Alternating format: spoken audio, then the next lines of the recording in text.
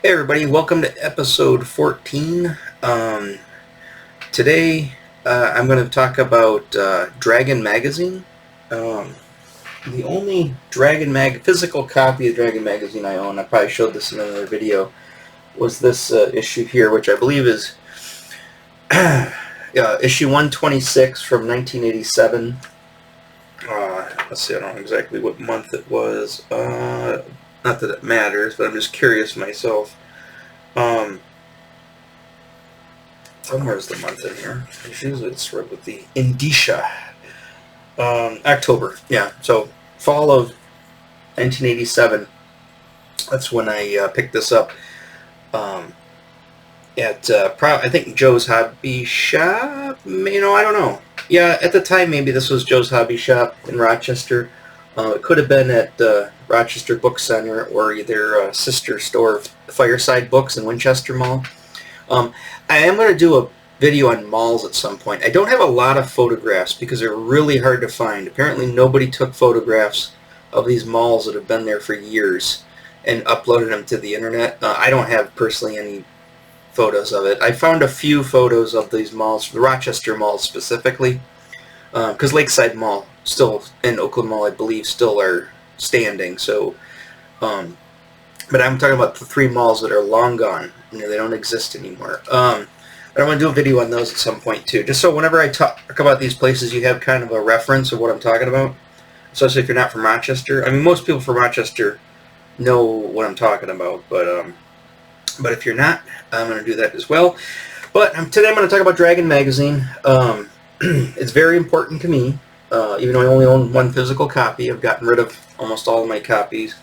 And as I mentioned before, the only reason I kept this copy was because of this insert.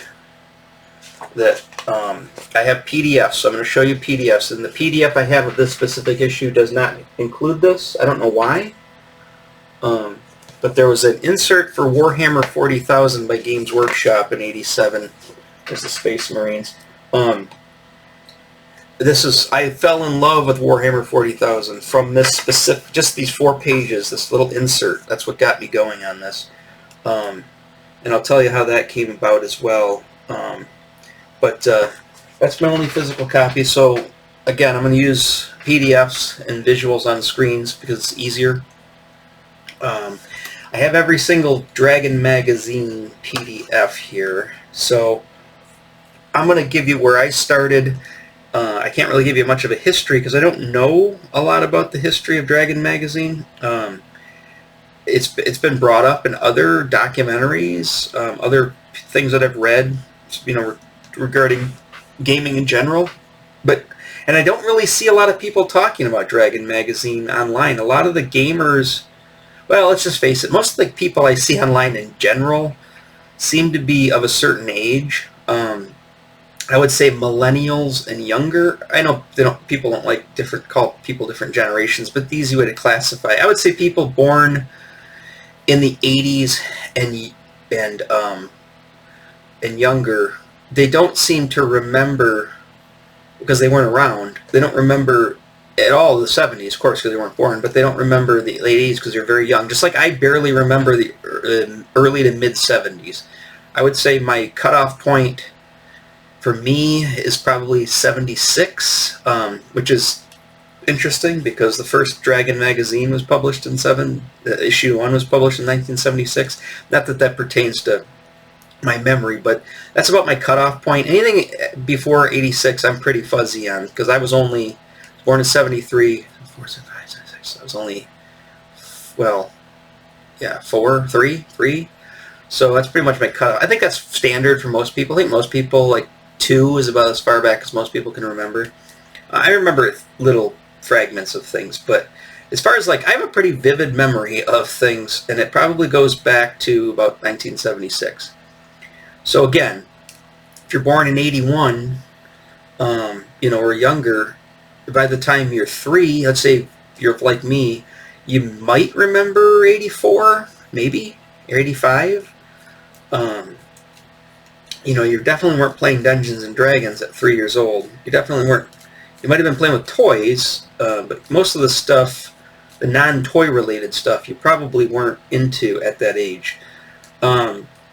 So therefore, a lot of people talk about this. Although this did go on for a while, and it's weird because I don't know why. I mean, it went into the 2010s, aughts, 10s maybe. I think is when they finally closed up shop on Dragon Magazine. I know it went online towards the very end, but I would think people who are gaming that have gamed at least since the 90s or even the early 2000s should be vaguely aware of Dragon Magazine. For me, it was there's two magazines that were always on the bookshelf since three of them technically, since as far back as I can remember. One would be Dragon Magazine, Starlog, to some degree Fangora. Okay, so four. Fangora Magazine, which is a horror magazine, and to some extent Heavy Metal Magazine. But again, I learned about heavy metal like 82, 83. I guess same thing with Dragon Magazine. It's kind of 82 is when I kind of got into it. I kept seeing it on the shelves or like at the supermarket, or wherever. That was the thing is when I was a kid, my mom would take me to Kroger to go shopping, or my dad took me to Chad. I remember when I was talking about my dad, I would go down to the bookstores when it was at Chad. And my mom didn't really want me to leave the store when I was younger. My dad didn't care so much. But so my mom wanted me to stay in the store when I was young. So I would either go one of two places. I'd go to the toy aisle, which most grocery stores, including that Kroger in Rochester, had a toy aisle. Not a lot of toys, but they had a toy aisle. But most of the time I'd plant myself right at the magazine rack. It's funny, whenever I go to my Kroger across the street here to go grocery shopping, I always pass the magazine rack, and I don't really stop because I know there's nothing there I want to buy or look at. But I always pass the magazine rack, and I just, I always think to myself, back being a kid, plunking myself down in front of the magazine rack, and there I would stay until my mom was done grocery shopping.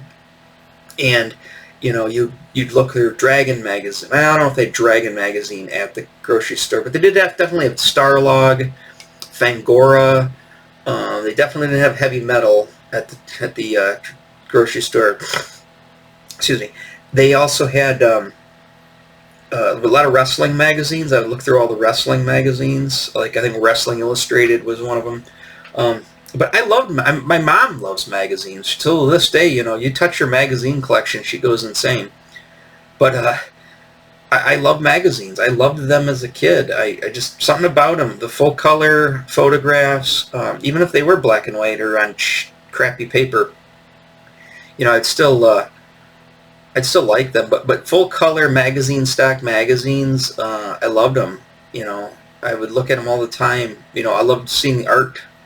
Art was the biggest thing that sold me. Art and photographs, and loved it. Again, back to my reading. Can't read that great, but so I'd sort of kind of fumble through some articles and fumble through some of the information, the text. But most of the time for me, it was just a big picture book. And I loved looking at the ads. All that stuff. I just loved it. And I would look at, because, we didn't have the internet back then. So that was our internet, for the most part, were magazines. Magazines are just the bookstore in general. So, so let's go to Dragon Magazine. So, I'll pull it up here. First, I'll pull up that's my collection of Dragon magazines here. Close this all down so I don't get off topic here. I'll kind of open this up a little bit more if I can so you guys can see it better. There's number one, this issue. I'll probably just keep this open and then just pull them through on the side here. It's easier for you to see. Let me pop myself back in. Woohoo, there I am. And starting with issue one, this I said this 1976. This is specifically June of 1976, issue number 1, volume 1.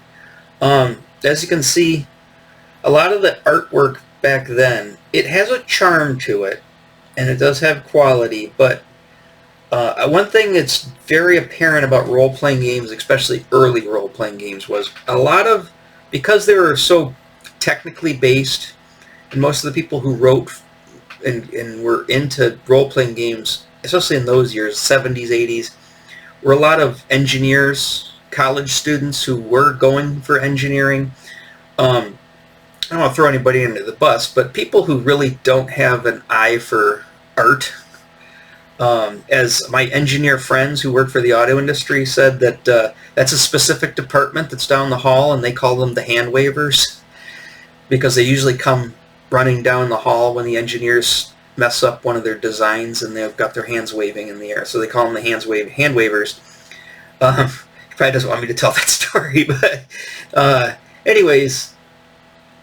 So yeah, engineers and mathematically minded people that are really into some of this stuff at that time, and maybe not so much now, but back at the time, weren't really into art, and really didn't understand art that much, and they didn't care. It was all about the numbers. It was all about the game system, the idea. They didn't really care so much about the art. So a lot of the art and a lot of that earlier stuff is pretty... it's rough. Let's just put it that way. It's rough. I mean, this cover here is not so bad, but I'll show you an example. It's rough. I know it's the 70s, but there was obviously a lot of amazing artwork in the 70s being produced. And unfortunately for probably the publishers of Dragon Magazine, this was not a viable option at the time. They weren't getting Frank Frazetta or Boris Vallejo or anybody like Chris Foss or anybody like that to do covers of their magazine. They were going to probably whoever would work the cheapest. And it was probably some 16-year-old kid who, basically just took a drawing out of his notebook from school, somebody like me, and, threw some paint on it and turned it in and probably got $15-20 if he's lucky back then to do this cover. So the artwork was rough, but again, that has a charm to it. I think I don't disregard it as being terrible artwork. You can look at the stuff and there's a charm to it. They definitely, the people who did this artwork, even if it was shoddy or even if it was stuff they really you could tell they're passionate about the genre, and they really like things of the fantastic, and they probably were. I'm just using that example. They probably were definitely adults, working professionals. I mean, let's see, this is 1980. Oh, let's try to get better art in 1980. So let's get into the issue I started with. I'm going to say these covers are very familiar, especially when they had this border on them. But they were very familiar for me, as in this is kind of what I would see in the early, like 80, 81. Before I even knew who Dungeons & Dragons was, I would see these Dragon magazines on the shelves at the bookstore primarily. And I was like, what are these? And of course, you open them up, you see the little figurines, you see all this, essentially it's just a glorified fanzine. It's very indie looking. I mean, there are some, more professional advertisements and advertising going on in it, but you see a lot of just this crazy art and a lot of words. And not only could I not read very well, but it was also, I'm like at the time 80, I'm 7, 8. It's like I hated school, and you put the book and there's like page after page of words. You're going to lose me unless you come up with a cool picture. Oh, a dragon. Hey, what is this crazy thing? Oh, what's this picture? And you'd see this stuff. So I would thumb through these because they'd be on the shelf, but I really didn't know what they were technically until I started to learn about Dungeons and Dragons. And I think people at the bookstore talk about, oh, hey, there's Dragon Magazine if you like role-playing games. Again, I didn't really know what role-playing game meant back then. I just called, everything to me was Dungeons & Dragons. It's Dungeons & Dragons. And when I saw something that wasn't Dungeons & Dragons, it was still Dungeons & Dragons. So, okay, let's go back to the issue I started with. I'm pretty sure, not 100% sure, but I'm pretty positive my first issue was, I'm going to say 83-ish. Where's 83? 82, right here. issue 71. So that was the issue that I first got, and I remember this vividly because by '83 I was definitely into D&D at that time. This is the summer. I think that I want to say this was the spring of '83 because I remember vividly it was 60 degrees that day. And we went to that, it was a Sunday, we went to the, no, it wasn't a Sunday. Yeah, it was a Sunday. We went to the church, a church, that one church of my relatives, my dad and my sister. This is after my parents got divorced. And before we went there, and I'll see, I got the magazine before I went to church that day. And so that's where I got a little hole in my memory there. Oh, well, regardless, I know when I got this magazine, it was 60 degrees out because when I got the magazine, I had my coat on, and I remember getting out of my dad's AMC Eagle and saying, Dad, it's warm enough for me not to wear a coat. Can I not wear a coat? And he's like, fine, I guess. And I remember leaving my coat in the car and taking this magazine with me to wherever we were going. But it was warm enough to not wear a coat. It was 60 degrees that day. So I think it was just getting warm. Well, duh. I'm not even thinking about this. Just go to the date. It'll tell me. Man, March. Okay, so it was March in 1983. So I was still in 4th grade. I hadn't turned 10 yet, so I'm 9. And I just got this off the shelf, I believe at Fireside Books in Winchester Mall in Rochester. What was the cover price on it? $3, yeah. So it's the price of an action figure. So get a $2.99 buy Star Wars figure or get a magazine. I got a magazine, and like I said, my dad would usually encourage me to read because he knew I had trouble reading. So anytime I showed any interest in books or anything where I have to read, he was pretty supportive of that and would say, "Oh yeah, we'll get that." So I got the magazine, and like I said, I remember. So we went. It must have been on Saturday, and we went to church on the Sunday. So real reason I say that is I remember looking at this in the back seat of the car, going to that church, and I brought it in with me, and was looking through it, not paying attention because I couldn't pay attention at church, not at 9 years old.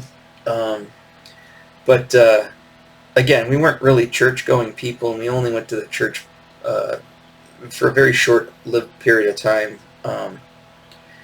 But anyways, I think it's just because my dad had some issues going on with the divorce, and he needed something to kind of take his mind, kind of lift his spirits up, let's just say. But this is the book I had. And I remember looking inside and seeing like the Fiend Folio, and the books, and going through the pages and looking at a lot of the pictures. Oh, there's a magazine called Amazing. What's this? And then I loved seeing anytime there's line art of like miniatures or any like characters like this. I love that. Some wizards there. I remember this. I can't get right on it. This image here. I remember this pretty vividly. Let me see if I can get it on a little better. There we go. I just love this guy right here. Not so much. And this guy looked cool with this, doing the crazy like Doctor Strange, Ronnie James Dio thing there.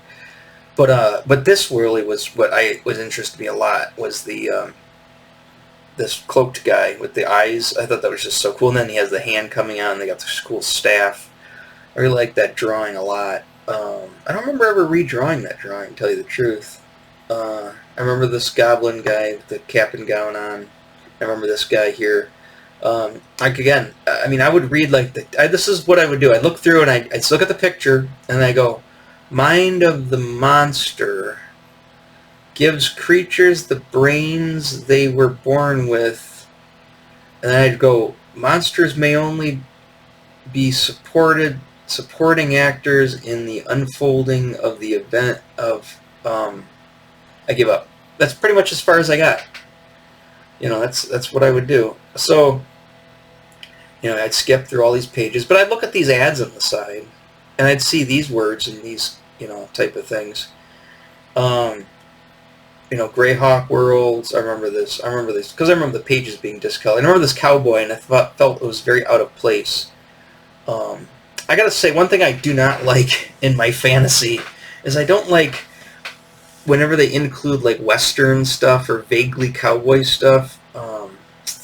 I think doesn't that harken back to the Dark Tower by Stephen King? Isn't that guy a cowboy? You know, I never read that book, but the whole cowboy gunslinger in medieval time is just, I don't want to cross my streams. I don't like my chocolate and my peanut butter, you know. Although I'd love my chocolate and my peanut butter. But anyways, Villains and Vigilantes. Love this drawing. This guy was so cool. I drew this guy a lot of times from Villains and Vigilantes. I loved this. You know, more words, pluses and minuses. That means math. Another thing I tried to shy away from. Although, like I said, I wasn't terrible at math. I could definitely do math easier than I could read. You think I would have been an engineer, not a hand waver, and do comic books. But anyways, yeah. So that was my first issue. Oh god! As soon as you start showing me graph paper and dungeons and stuff like that, oh yeah, I was totally glued. So this specific issue, I remember another thing that's funny. Remember the guy I was telling you about, my buddy with he was the Dungeons and Dragons buddy down the street. He was also my He-Man friend.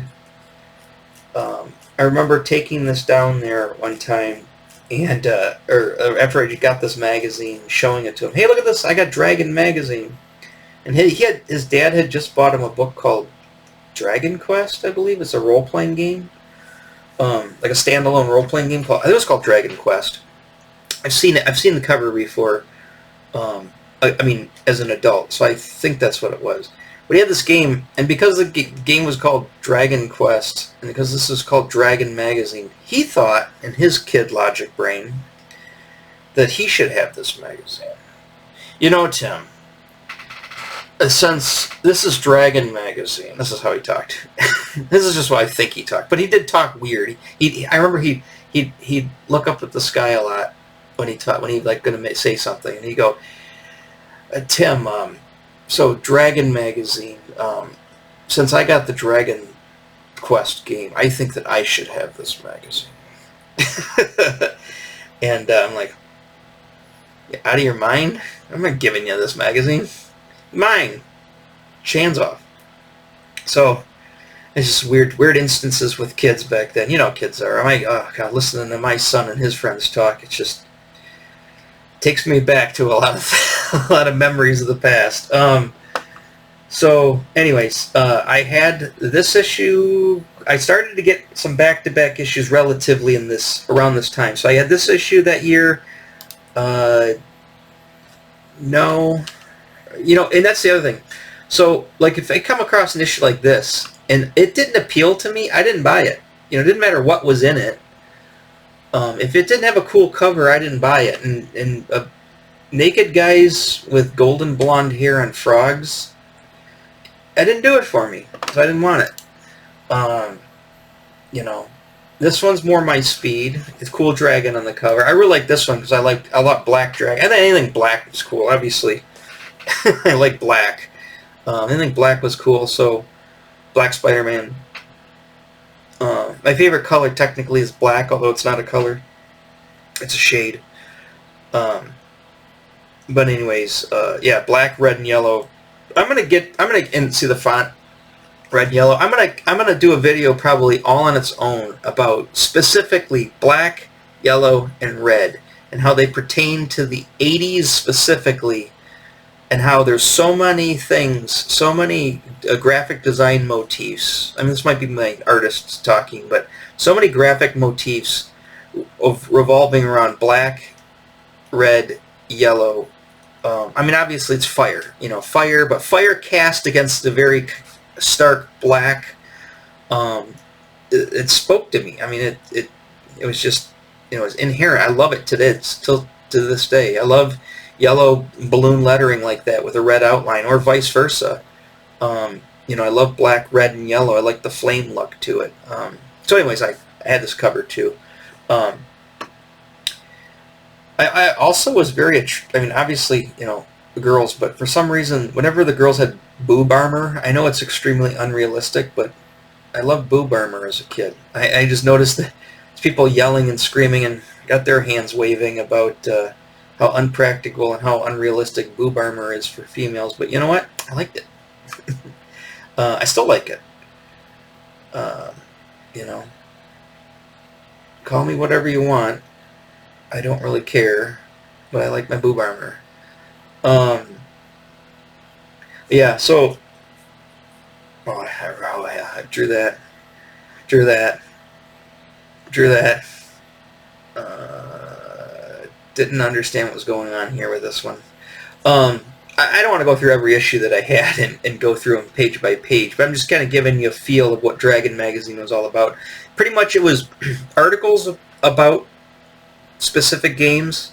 At this time, once Dungeons & Dragons really got into it, it was primarily Dungeons & Dragons, but they'd also cover other games at the time, like Star Frontiers. There's another video I got to do with Star Frontiers. Star Frontiers, Boot Hill, Top Secret, Gamma World, and then of course they'd also do non-TSR games. You know, they do a lot of like I can't remember what the Middle Earth games were at the time. I don't think they're just called Legends of Middle Earth. I can't remember what they were. I never had them. I always saw them at the store. I always thought they were cool, but I never had any of the Middle Earth role-playing games. You know, and eventually they do some tabletop miniatures. Like I said, they didn't really have necessarily adventures. Well, they sort of did. They had modules, you know, small standalone adventures and stuff in Dragon Magazine. But most of them was just, they were just supplemental stuff. A lot of errata about the game.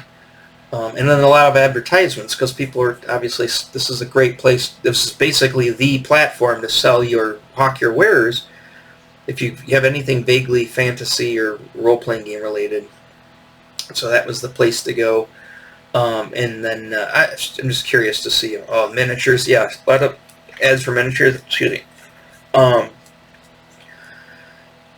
You know, ads for the magazine itself. I'm just curious. I want to go towards the end. I'm looking for to see if what comics were in it at this time, because I'm pretty sure this is when Snarf Quest started. Oh yeah. Oh, look at that. Oh, jeez. Yeah. Anyways, you know, they cover fantasy novels. There's villains, vigilantes again. Let's see. Sorry, Coleco Industries game. Oh, an ad for. Oh, that's interesting. I gotta do I'm gonna do an episode on ColecoVision too, but looks like that's a game design. Yeah, they're advertising for game designers in the magazine at Coleco. That's interesting. Well, let's just see. Okay, so whatever. Okay, Phil Foglio. I'll probably do an episode on Phil Foglio. Phil Foglio, and then did StarQuest start yet? I don't know. I recognize it, but it doesn't ring a bell right off the bat. I think it's back cover. I don't think SnarfQuest started. SnarfQuest was a comic done by Larry Elmore. And I really liked it. I really liked the girl in it. It's the only reason I read it and looked at it is I liked the girl in it. Yeah, so magazines with a cover like this. Wow, it's already half an hour. Yeah, they didn't do anything for me. I did Boob Armor. Did like this one.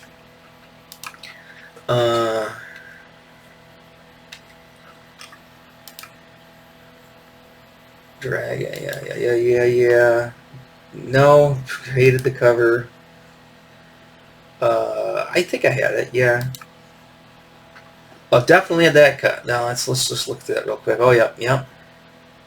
That's the reason I bought that troll miniature, was just because of this magazine.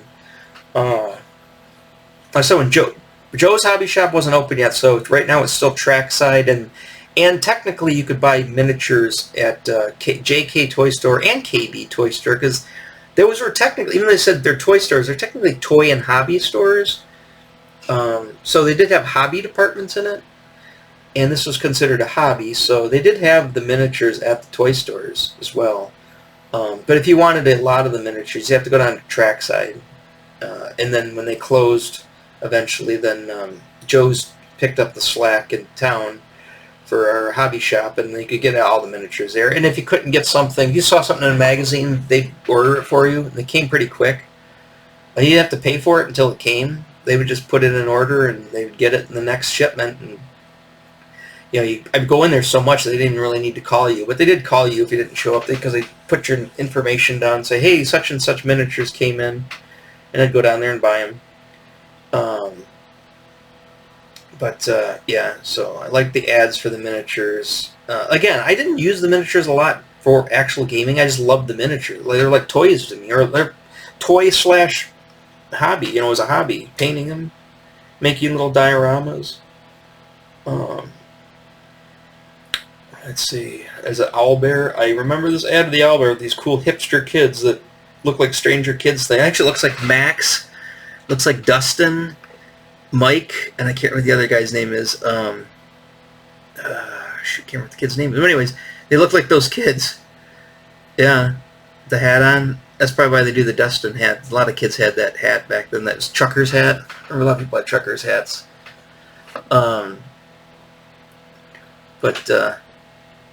Yeah, I totally remember that. Oh, spike bracelet. I go to Things in Winchester Mall and get some Fangled Eyes jewelry. I loved the spike bracelets, and then get in trouble at school for wearing them to school. Yeah, a lot of miniature. This is a very miniature-heavy video game, but I think I remember that. Oh, this Warlord thing. Like I said, obviously, the scantily clad women was probably another. Maybe at the time it was all subconscious, but really drew me in. Because, I mean, my son's the same way now. He's 11, but when he was 8 or 9 and stuff, he was drawn to things with scantily clad ladies in it, and especially with the internet, that can be an issue. I remember this drew this drawing a few times. I didn't really draw her so much. I just drew the Spartan guy fighting the tiger. I thought that was cool. I love the I don't think he gridded this out. He must have used photo. He probably used photograph for reference. But where the stance, or the area where they're standing, and how this is laid out in perspective is actually done very well.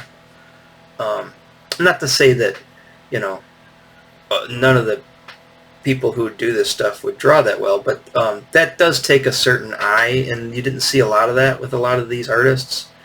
Monument, I thought that was so cool as a kid. I was like, I want to build that, and make it out of something. And then, yeah, this guy's definitely using photo. Those are photo references. He's probably just taking Polaroids of, like, people, and then and then he's gridding this out. It's really easy to grid people out when your floor is actually a grid, as in you're drawing tiles on a floor. It's technically a grid, so you can get the perspective pretty easily. This perspective's a little wonky here. He might have fudged this one. Again, grid floor.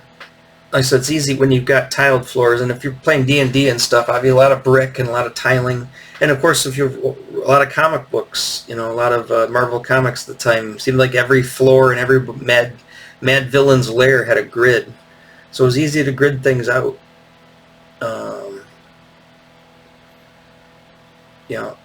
What was I looking for in this issue? I'm not exactly sure. I just think I was just going through. Dragonlance is coming! It's coming!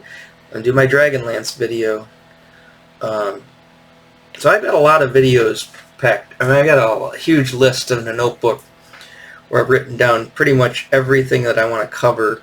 I'm trying to do them in a certain order, just so because obviously I reference Dungeons & Dragons, I reference Dragon Magazine. So from now on, I've got a context for people who can reference things. So I did the video with, like, I'm going to do the video with the Marvel Universe handbook, because I reference that stuff a lot, and it's good to have a video that introduces that. So I'm trying to kind of sort of dole these out in a logical order so everything makes sense. But there's a lot of different things. I said you would not believe the amount of useless information in my brain.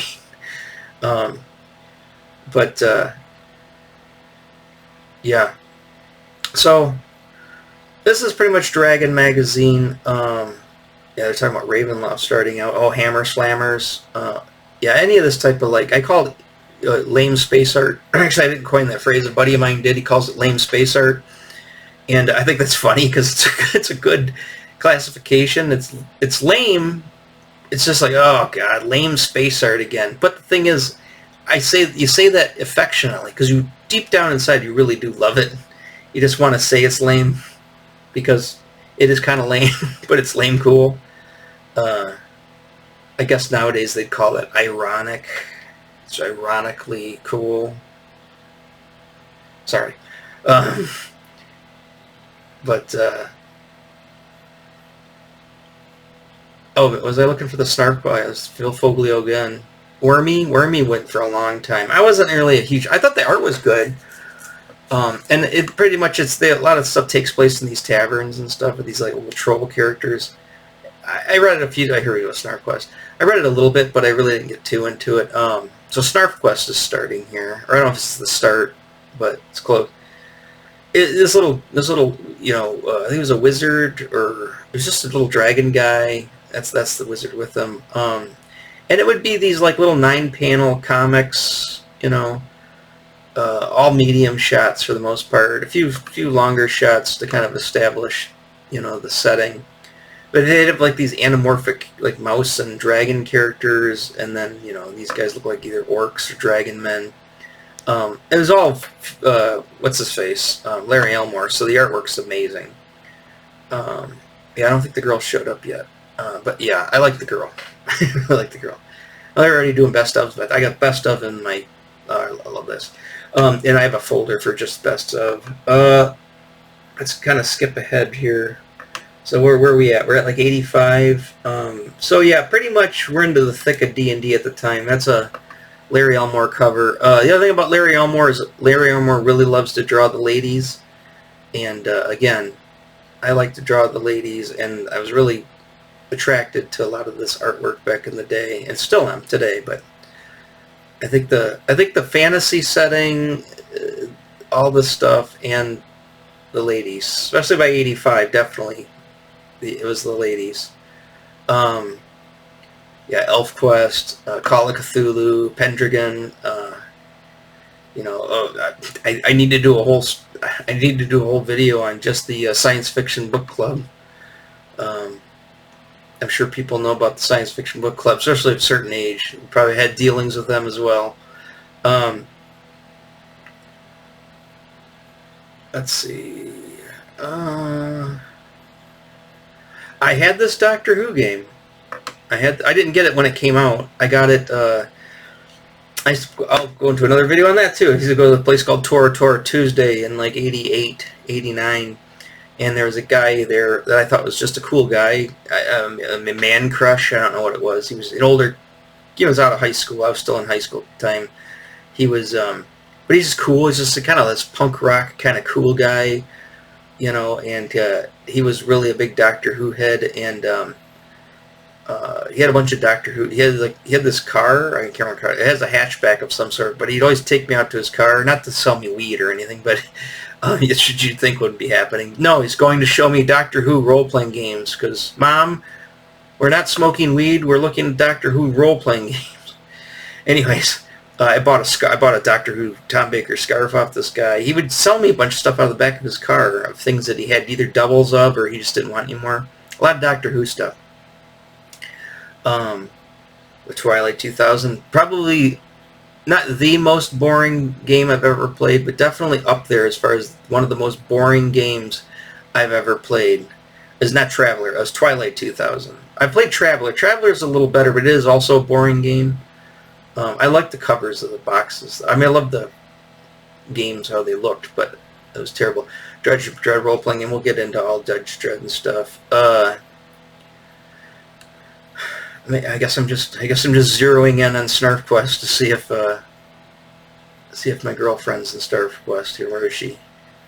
What was that?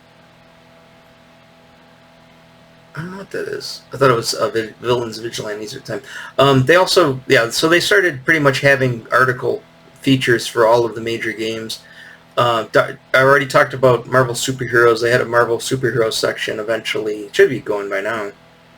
There's that Star Frontiers. Here we go, Marvel file. They do Marvel superheroes. They usually introduce you a couple of characters that they didn't have in any of the books, and then they give you a little write-up on stuff. Sometimes there's an adventure there. This is going about the cons, talking about Dragon Con, Dover Con. I think UConn was one of the cons that we'd have at University of Michigan. UConn, NovaCon. There's a con, I can't remember the name of the one down in Warren area, the gaming convention. There's different gaming conventions and there she is. Okay, gaming conventions and comic book conventions usually were separated because they were a different crowd, really. I think, but I don't know which one I enjoyed better at the time.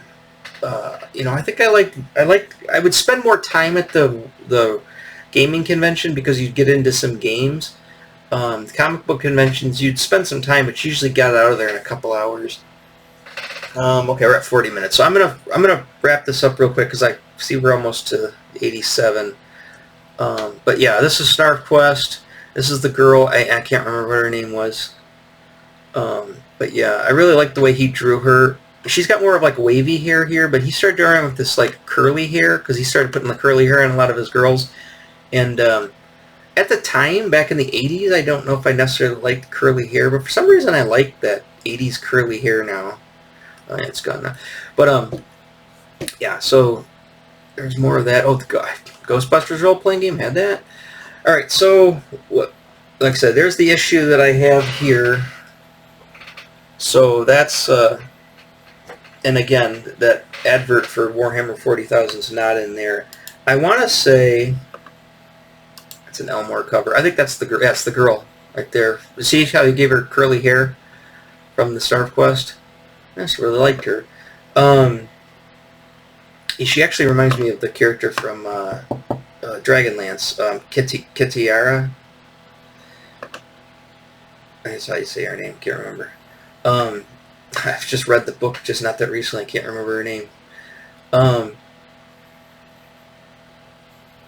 But let's see. Yeah. So once I guess basically it's synonymous with first edition. So once first edition ended and second edition D&D started, that's pretty much when I kind of stopped getting Dragon magazine and stopped concerning myself with it. And I said the 90s was a different time for me.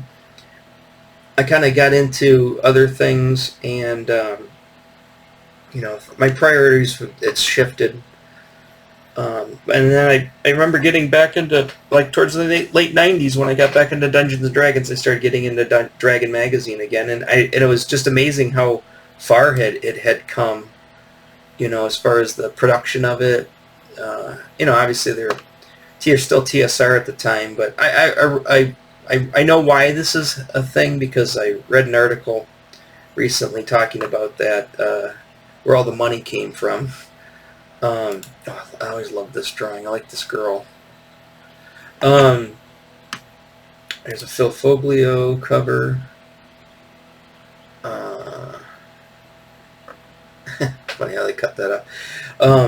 So anyways, yeah, let's wrap this up. It's 45 minutes. I guess these are going to start becoming hour-long episodes. I apologize for that if you don't have the attention span to listen to me blather on for that long, but like I said, once I get into this stuff, it's hard for me to pull myself out of it. It'll come with some practice. But yeah, so Dragon magazine ran, and then these are the digital copies. I think it went digital right around this time. Let's see. Let's just pull in magazine. We'll know. Went digital. The date. Why do they not put the dates on here sometimes? Never understood it. 2007. So the end of the aughts, it went digital. And it didn't last. I think it lasted just into the 2010s and then went no more. So did Dungeon magazine. Alright, so that's my Dragon magazine. Go back to the first issue. So that's my Dragon magazine video. It's my experience with it. I mean, I have lots of other stories that I might remember at certain times, but I pretty much told you everything I could recollect at the moment. very influential with me. Lasted, a long period of my life. Like I said, Dragon Magazine and Starlog were the two main magazines that I would spend some time looking at on the shelf, even if I didn't buy them. But yeah. Okay, so tomorrow, who knows? I didn't even know I was going to do Dragon Magazine today. Just kind of looked through my list and picked one. So, again, I'll stagger things out. But, alright, so I will catch you guys tomorrow with another video. Alright, take care. Bye-bye.